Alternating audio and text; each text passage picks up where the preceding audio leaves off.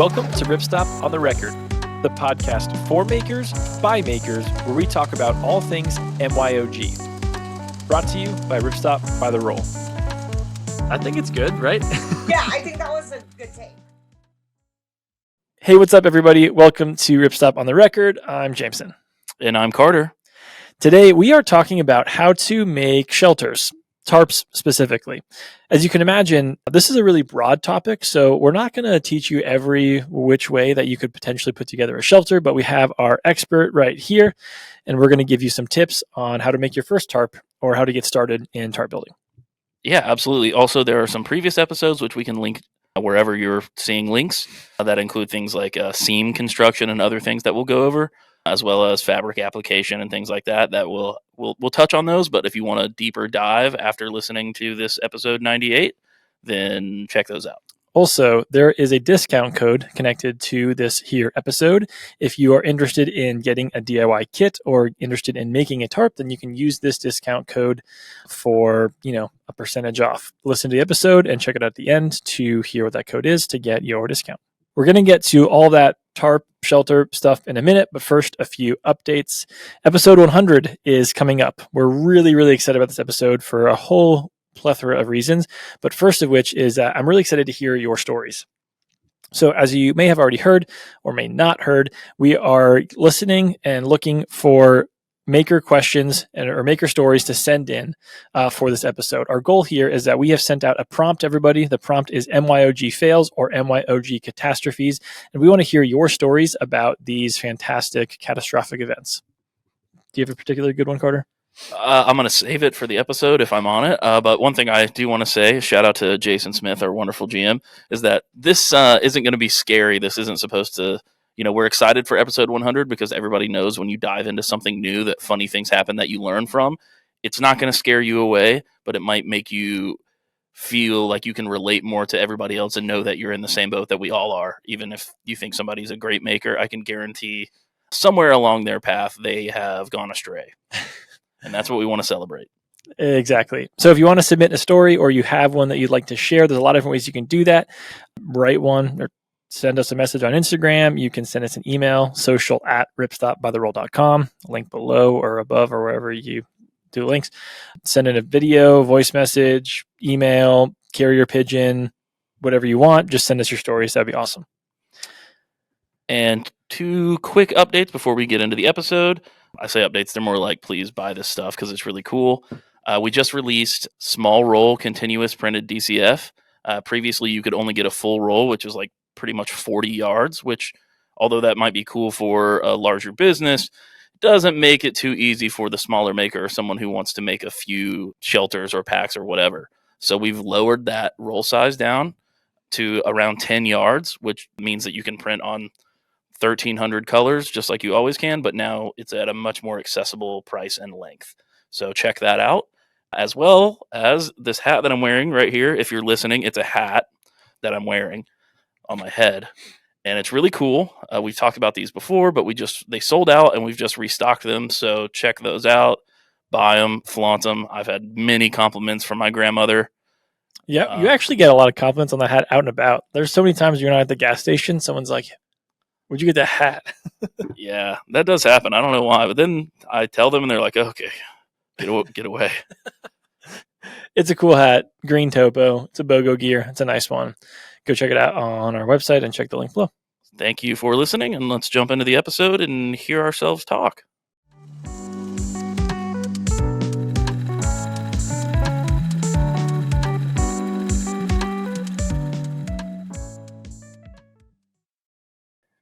All right, Carter. Today we are talking about how to make a tarp or how to make a shelter. So we're going to go over a handful of steps, I think 6 steps on what you're going to need to know to make your first shelter and to get started.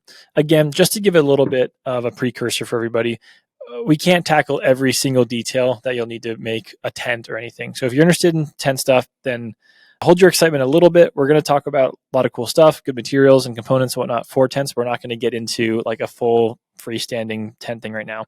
Really just think about tarp design for this first bit. So as we start to get into it, Let's talk about shelter application. This is probably the first thing that's going to influence what you're going to need to make and how you're going to need to construct this project, talking about the application of the shelter. Yeah, I mean, I think it's pretty simple, right? You just like if you were buying a tarp or a shelter, you need to figure out what it's going to be used for, right? It's your first filtering that you would do. So in this case, the most common ones are going to be a tarp to go over your hammock system. There's going to be a ground tarp for someone who wants a minimalist shelter style. There's going to be like a bivy, which we will talk about a little bit, but again, that gets a little bit more in depth, but we wanted to make sure to cover it. And then I think you have like your multi-use tarp, right? This is a square tarp that you might carry with you all the time. You might use it for your hammock and the ground. It might be part of your survival system or whatever people do, bug out bag. But yeah, basically we're talking fundamentally you have hammock shelter and you have ground shelter. Should I go into those right now? No, I think that's okay for now. Yeah, we'll get it. We'll save the weeds for later on, if you know what I mean. Okay. Okay, so the one thing I will say is that at a basic point, once you figure that out, what that really means is that the size of the shelter and perhaps how you cut the panels are going to differ. So we'll dive into it more, but a hammock shelter, you're typically going to want an 11-foot or a 12-foot tarp. For a ground shelter, 9 feet is normally plenty because you're just covering your body and your sleeping pad or your net tent or whatever you have under it. And then for a multi-use tarp, people do all kinds of different stuff there. It could be an 8x8, 9x9. Typically there you're going to have a lot more tie outs than you would with the other ones because you might want to pitch it in a lot of different ways. So once you make that decision, that's kind of where we're headed. That's the perfect amount of weeds that you got into. Oh, thank you. All right, let's talk about shelter style. Specifically, I want to discuss kind of the pros and cons of why you would want certain things. So, what I mean by shelter style is how you're going to construct this thing and how you're going to how it's going to start to take shape, I guess. So, let's talk about the most basic shelter style is going to be probably like your flat tarp because there's going to be no cuts, no curves, nothing weird. What would be the pro and con of a flat tarp? So a flat tarp it's basically two different ways. You have this is a spot where you might see something without a ridge line, like a sewn in ridge line. So instead of having two panels, you might have one piece of fabric, usually like an XL, like Silpoly XL fabric, that you are hanging across the diagonal in a diamond formation, or you're making a lean-to with it. So it's more versatile, but it's not been tapered or anything like a ground tarp might usually be, and it's not as large and wide as like a hammock tarp might be. So a flat tarp is really your simplest form, except for usually, like I said, you have a lot more tie outs. You might have 3 to 4 tie outs per side of your rectangle because you're using it for the versatility.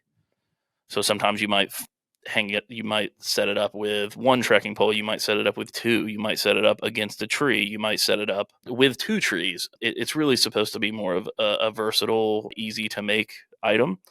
I think it's kind of a personal choice. Materials and such are so light now that maybe like the main reason to use a flat tarp is either for just ease of creation, versatility, or that you want to make something small that you're not always using as your primary shelter. So that way you just have like let's just say like an emergency shelter that you might take on day hikes, stuff like that. All right, let's talk about a kind of two panel tarp. Yeah, so these are really similar if we're talking about in the simplest form. So you have your hammock tarp, which is usually what they look like now is that they're either rectangular or they are cut in a hexagon shape. So you have two panels of the same full width of the fabric, two of those that are the same length.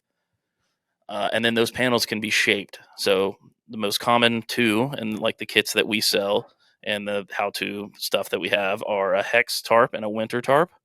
So a hex tarp means that you basically have two trapezoids of material, and you sew those together across the longest side to make your ridge line. And what a hex tarp is used for is you kind of maximize the coverage where you need it, but you trim away some of that excess that you don't, and that saves on weight and it saves on packability. I think that as materials have gotten lighter and better in the introduction to DCF, hex tarps are probably not as popular. They used to be the most popular tarp that you can make. But now with the lighter materials, I think you're seeing people go to more of a rectangular design or a winter tarp, which is basically just adding doors on the end, quasi doors, which means that you take your rectangle and then you have 2 extra tie outs that allow you to bend in the ends, pull in the ends, and stake them off, and that kind of gives you like full coverage in the winter.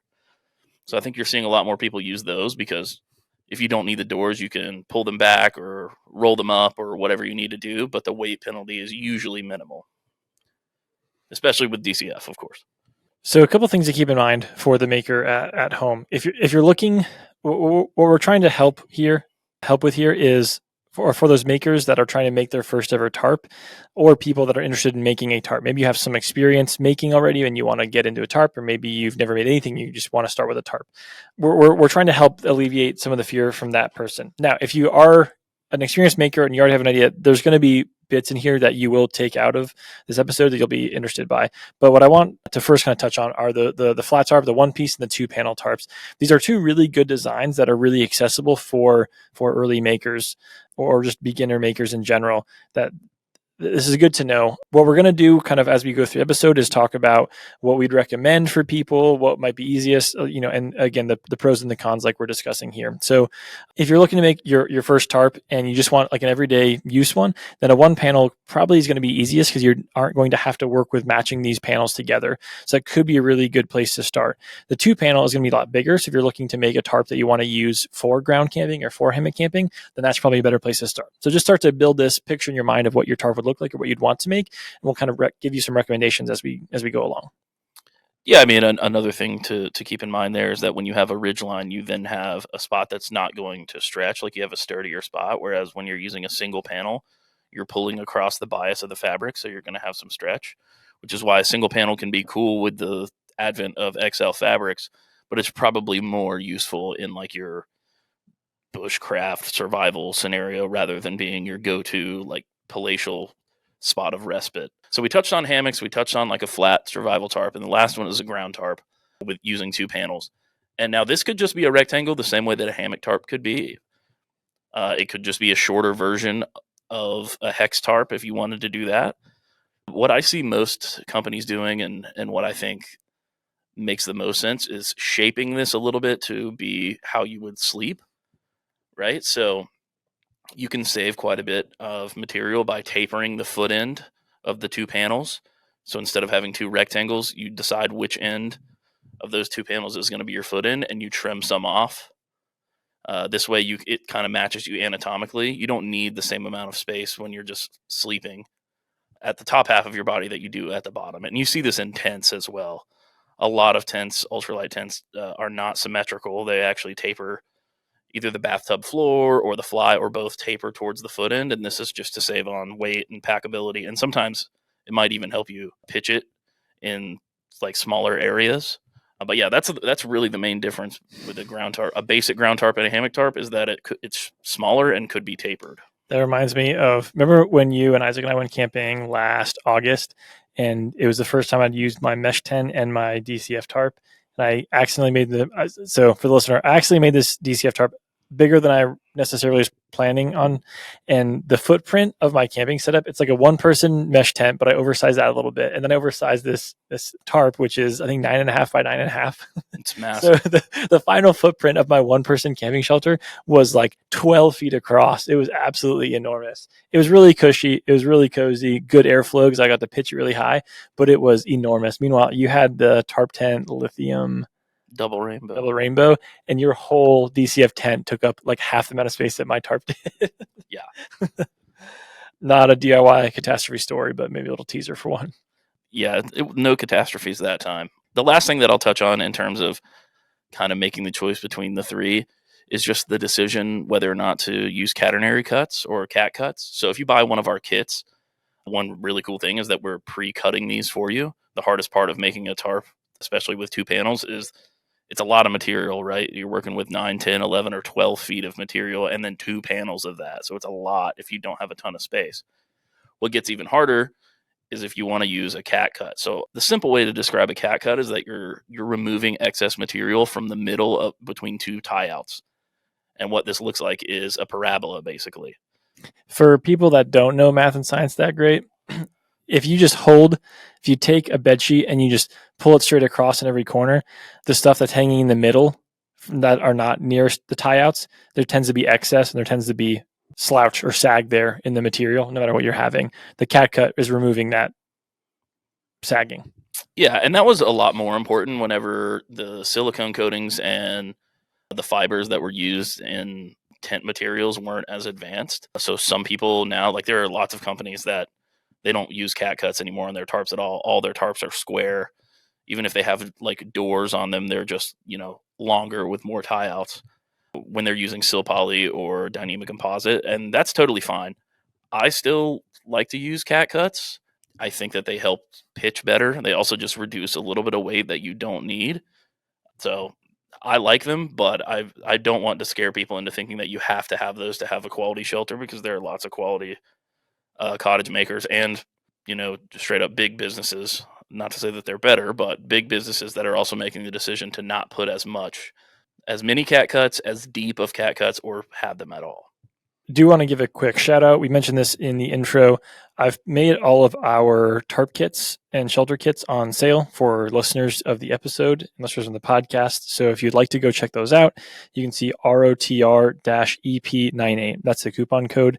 It's capital ROTR, Ripstop on the record, ROTR-EP98 for a discount on those tarp kits. So you can go check them out. I believe they're 10% off just because we're talking about it here. Third step, so we talked about shelter application, shelter style, and now we're going to talk about materials and components. This is where we start to get kind of exciting, but also very much, there's a lot of options here, and it's going to get a little bit technical, but this is also the fun part, because this is where you can start to make your shelter your own and sort of be picky about weight and application and things like that. So let's talk first about what you need the material to do. So let's start with the body of the tarp. Yeah, so you need it to keep you dry. I think that's number one, right? It's like, so what we're looking for here is either a siliconized product, a laminate product, or PU coated product, or some combination of those things. One thing I'll say here is that we have covered some of this stuff in previous episodes.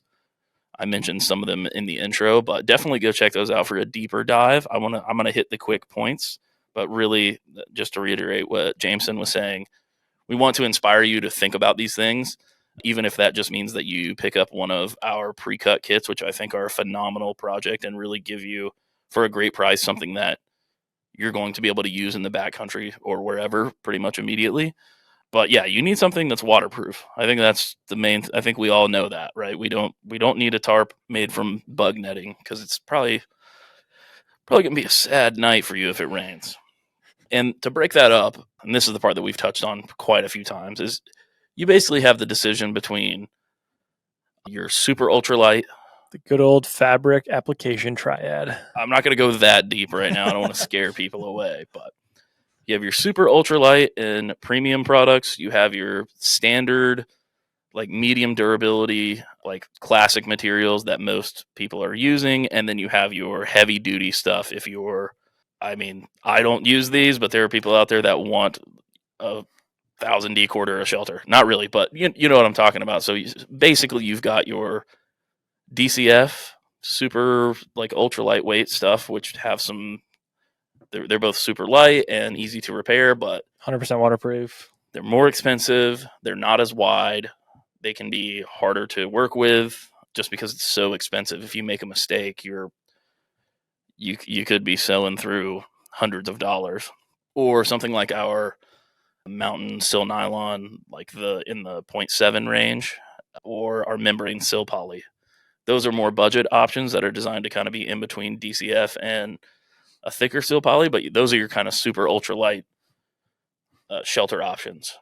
Then you kind of have your blend of the two. So this is the ones that, if you're a listener or you've checked out any of our products, the 1.1 ounce, the 20 denier sil poly and sil nylon are kind of the mainstays. It's what companies like UGQ and Walhalla Hammocks and other companies are using for their fly materials. and they're awesome. They're super lightweight. They're really strong. The silicone coatings are really, really nice. And this is what we use for our kits as the standard. We do have membrane sil poly, which is a little bit lighter as the ultralight version, but this is where I recommend that you start. I think you have a good balance of weight and durability and price. It's a little bit easier to work with than the lightweight stuff. So yeah, that's kind of I'm going to refer to that as standard. And then you have your heavy duty boys. And this could be like our 1.6 sil poly, our 1.9 PU, our 2.2 hex 70 PU. These are thicker materials that are usually used for reinforcement or maybe like a tent floor, but you can certainly use them for like a heavy duty bushcrafting tarp, or I mean, even a tarp to carry not bodies, leaves, or whatever if maybe you're just someone that's so hard on your gear and you want to set this up outside your camper, that type of deal. That's a great breakdown for people, because that's kind of what I meant by like, what do you want the material to do for you? Yes, keep you dry first and foremost, but also like, how does it pair with the rest of your system? Like, are you an ultralighter? If you are, you're not going to want a plus 2 ounce material. Are you just, as your base weight 30 pounds, in which case, like, yeah, let's get one that's gonna stand the test of time there. Do you want it to be outside your RV, stuff like that? So that's a really helpful kind of basis there. And earlier I mentioned the fabric application triad. For anyone that's a newer listener, it has been a little while since we brought that up, actually, so we won't get really deep into it, but basically that is a process, a mindset that we use thanks to Carter, of price, durability, and weight, that you can choose 2 of those 3 things, but you can't typically get all 3, so if you think about most any materials, but in the sense of shelters, you can get 0.8 DCF. It's going to be extremely strong material, 100% waterproof, really lightweight, but it's really expensive. Whereas some other things, you're going to have to trade off what you want to do there. So it's a really helpful perspective you can use for any of your fabric applications. What you want to do is price, durability, and weight, whether it's a pack, shelter, or otherwise. Yep, and that's the same thing that I use to break down those 3 kind of sectors. I think you can also do the same thing. I know we're talking mainly about tarps, but for most people, if you're going to make a tarp that's not for a hammock, or maybe it is and you need to make a bug net for your hammock, whatever, you're going to need some sort of netting, whether it's a net tent. So just quickly to keep in mind, if you're going to make something like that you have your same choices, right? We have NS50, which is super ultra. It's like the lightest no-CM I've heard of. It's definitely harder to work with. But it's really, really light, and some people love it. I think it's not probably for a beginner, but I believe in you if you want to do it. Then we kind of have our middle range, which is 0.7 monolight, which is awesome, and 0.67 no-CM. So the difference between those is that the monolight is definitely more durable. It comes in a lot of cool colors, and they're similar weight. However, the 0.67 no-CM is a little bit easier to work with. It's a little bit stiffer. And it has a higher CFM rating, so it's a little bit more breathable. We're talking about, as breathable as you can get, but let's just say one of them is about 15% more. Most people might not even notice that, but it is something to keep in mind. So that's kind of that's what most people are using. And then this one's not as stark of a difference as the fabrics, but finally you have 0.9 no-CM, which was the standard for years. Stiff, durable, burly. It's not going to get picks. It's going to keep bugs out. It's really easy to sew. And 1.0 monolight, which is kind of the same thing as I was talking about with the other 2, is that it's a little less breathable, but it's super strong. I mean, people are through hiking the AT made with, like, in hammocks made with 1.0 monolight. So it's going to stand the test of time, but it is slightly heavier and a little bit less breathable. So yeah, same basic concept. Super ultralight, take more care, probably harder to work with, but could pay off. Standard, and then kind of your heavier duty. You're not gonna have any concern. One of the cool parts about monolight is that you can get a lot of colors. I mean, if that's something that you're interested in, if you want a bug net that's going to have bright orange or Moroccan blue or something like that, then monolight's going to give you that option. Whereas our no-CM line, you're going to have a couple options. You're going to have like your black, your gray, your dark olive, stuff like that, which is what most meshes are. I mean, no one's really surprised to see another black mesh out there, but if you wanted to get something really crazy and a bit brighter, then you can do that in monolight, which is cool. We also print on monolight. So if you want to get custom printed monolight, get really crazy bug mesh, then you can do that. All right, so let's talk about some of the other aspects of a tarp. So we've kind of covered the materials that you're going to need for the shelter or the main body. If you're going to make a mesh tent of some sort, then we've covered some of the mesh options. But there's some other aspects and features of a tarp, like the tie outs and the components and things like that. So using the same mindset, let's talk about if you're going to be looking for the ultralight side of things, middle and kind of really durable, what you would need in terms of tie outs, any adjusters, and how it's going to be suspended. I think this is a little different because I don't think that there are three distinct options. That's fair. In reality, what you really want to do with your tie outs is match the stretch of the material. So it used to be that what we would do is take like 1000D Cordura and like 1,500-pound tensile webbing and then put that on a sil poly tarp because we're like, the tie outs are where it pulls from, right? It's got to be strong. But in reality, you don't need that amount of reinforcement. What it actually does is cause like a huge difference in the stretch for the thread, and you get seam separation. So really your two basic ways are you're going to have some reinforcement patches, which is you're going to do a rolled hem around the entire perimeter, and you're going to have some reinforcement patches, and you're going to have some lightweight webbing or grosgrain. And I'll get into that a little bit, but that's one way you can do it. The other way is that you bind the tarp. This is my preferred method. It does add a little bit of weight, but if you're lucky enough, especially to have an industrial machine with a binding attachment, you can just whip up a full tarp, especially if you have our pre-cut kit, in like 15 minutes for just the main body. What this allows you to do is basically include the tie outs as like using the grosgrain that you're binding the tarp with. So if you go to Underground Quilts, UGQ's website, you can see a good example of what that looks like. You're basically binding one edge of the tarp. You're leaving a tail of the grosgrain that's already folded over.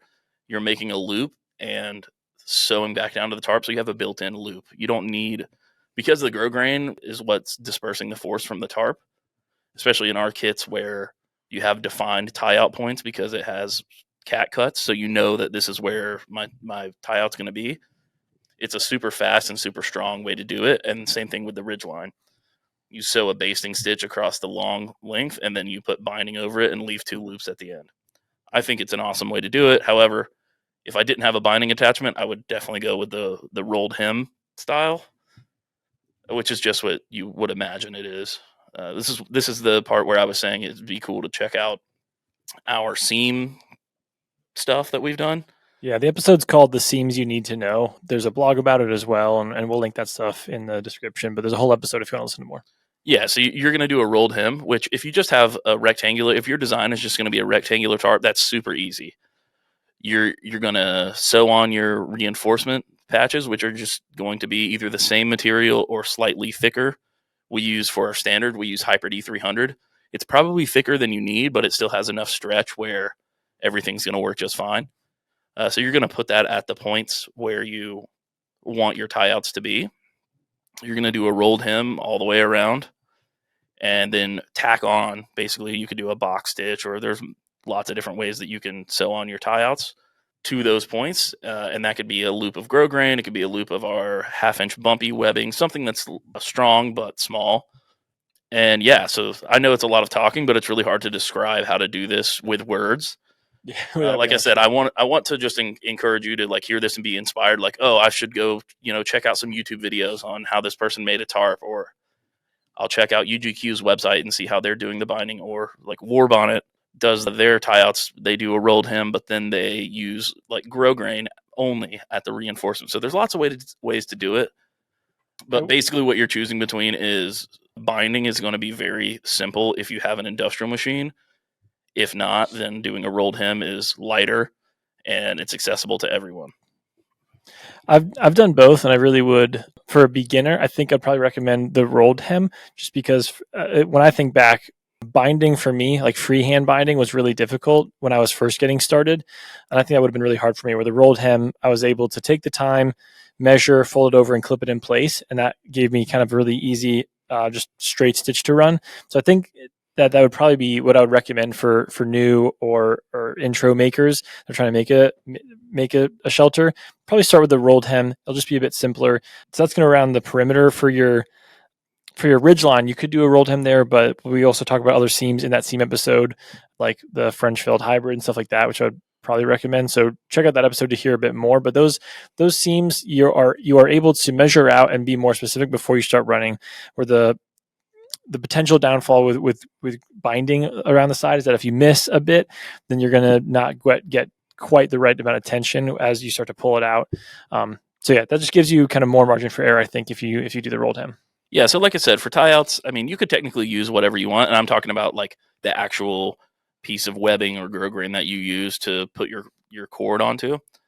A 1/2 inch grosgrain or 3/4 inch grosgrain, or like I said, our 1/2 inch bumpy webbing, all that's fine. You could go up in weight of webbing if you want. It's just not necessary, and you're just adding weight, in my opinion.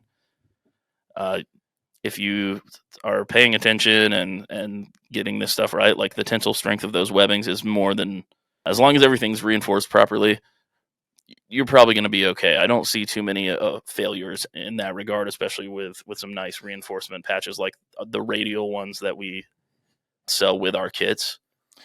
And that's similar with stuff like hardware. At least in the very first tarp I ever made, which everyone's heard the story, I ended up using 22 Hex 70 DWR, which is not at all waterproof. It kind of missed the first point we talked about in terms of choosing a material that keeps you dry.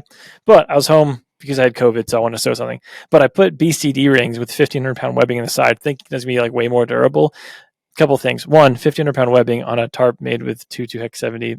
Like the 22 Hex 70 is going to rip out before the 1,500-pound webbing will ever go anywhere. But also BCD rings or D rings or tri rings, things like that. They're really tempting, and you can absolutely do that if you want to. However, they, believe it or not, they don't add that much durability or strength to your tie out points. If you really need it, if you need to clip it to something, if there's a function for the hardware, then by all means add it. But if you're concerned about the durability, you really don't have to be. You don't have to add that extra componentry just to make your heart feel better. It's not necessarily needed. Well, if you think about it, for the most part, that plastic hardware is one of the functions that it can serve is as a fail-safe spot, so that it breaks before your tarp breaks.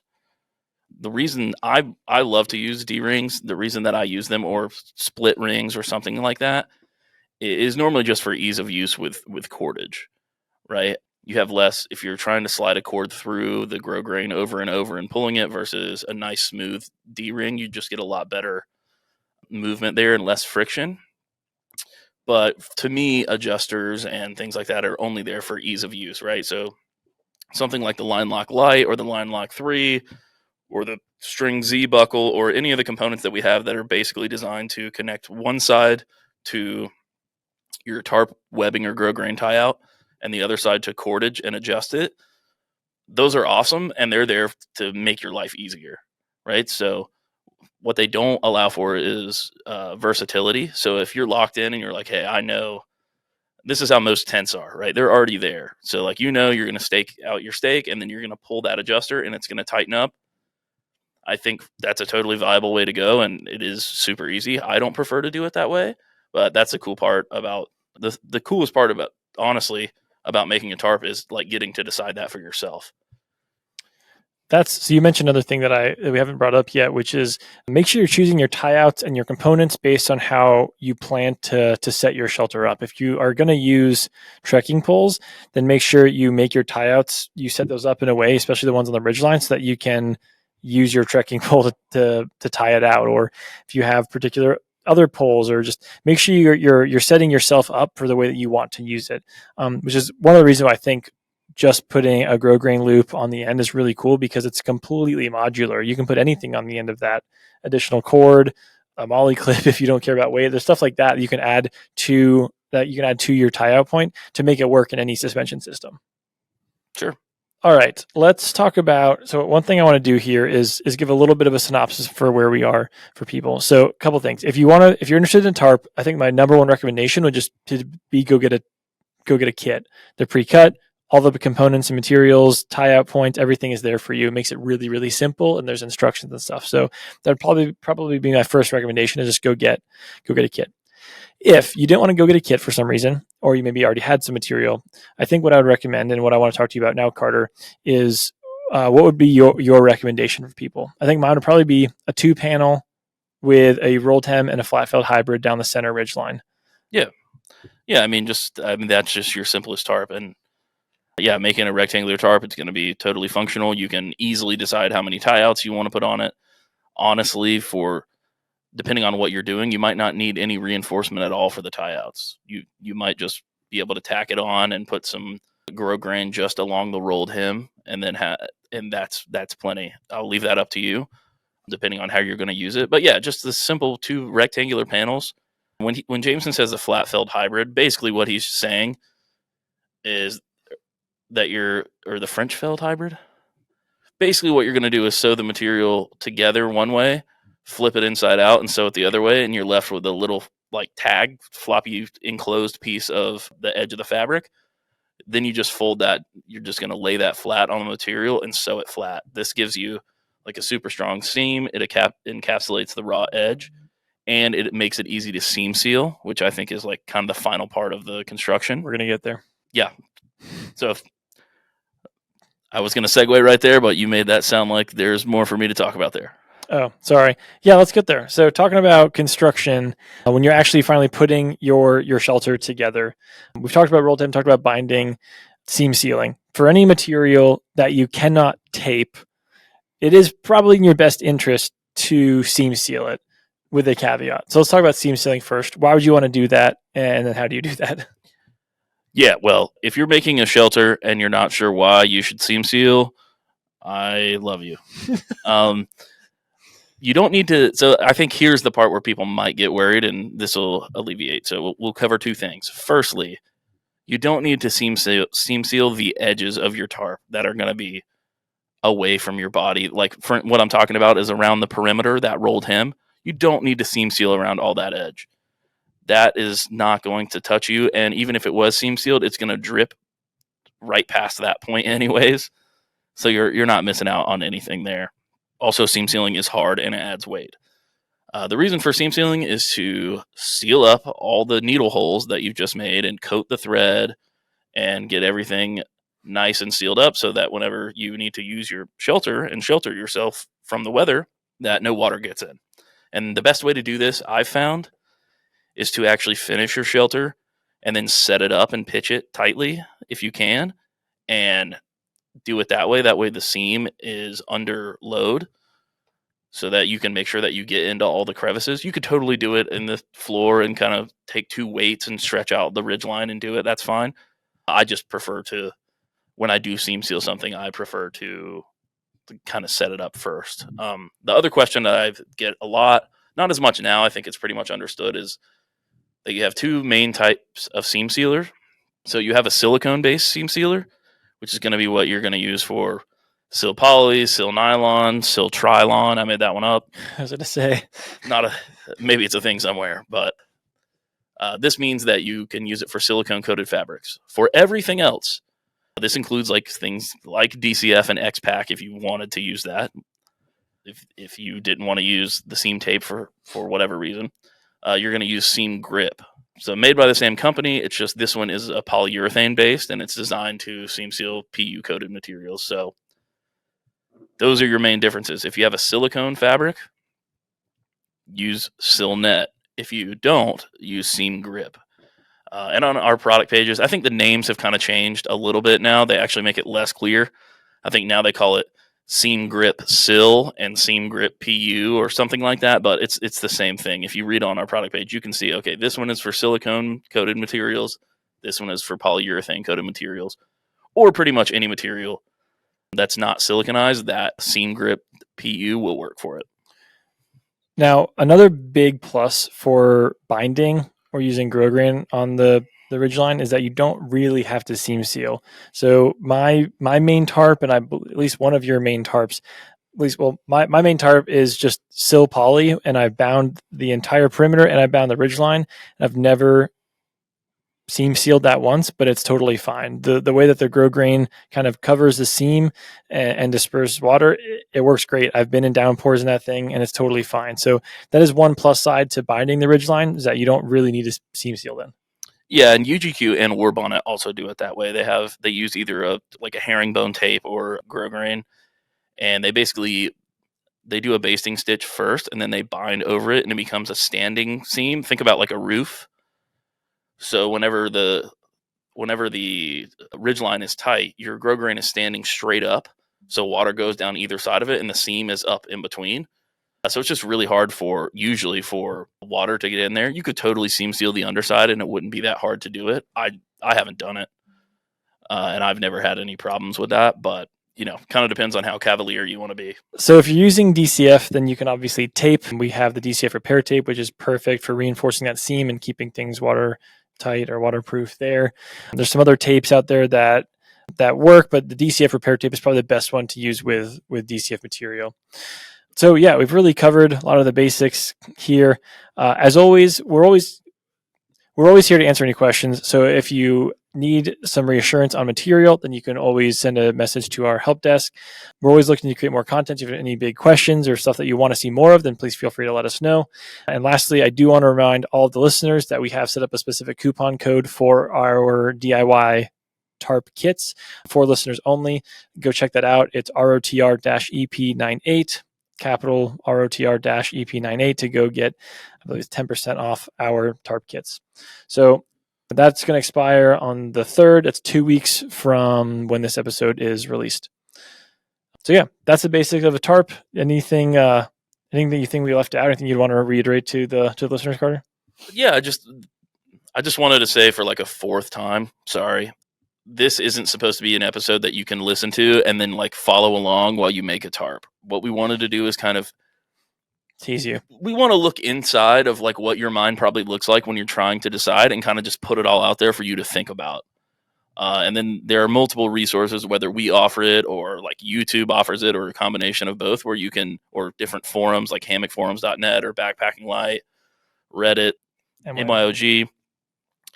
Those are places where you can also get some inspiration and creativity and get your questions answered. So I know it can be a little bit weird to just hear someone say like rolled him a bunch of times and try to imagine that in your head. But if you check out our website while you're listening and check out some of the tarp kits, you can see the shapes that I'm talking about when I say hex tarp or winter tarp with doors or tie outs, things like that. I think that you'll be able to listen to this and be like, oh, okay, I didn't, now I've kind of broken it down into here are the different weights of fabric I could choose and why. Do I want to use components or not? Which seam sealer should I use? Which style of tarp do I want to use based on how I adventure? That's the main point. And yeah, thank you for listening. And also, like Jameson said, please reach out to us if you have questions. We'll do our best to help you make what you want to make. As always, please like, rate, comment, subscribe, review, whatever. Smash the notification bell. That one too. Just let us know if you like the podcast and if you like the episode. It really helps us out and helps other makers find us so they can join this cool community. Thanks for listening as always. And yeah, make sure you send in those MYOG catastrophe stories. We'll see you soon. Thanks, everybody. Goodbye.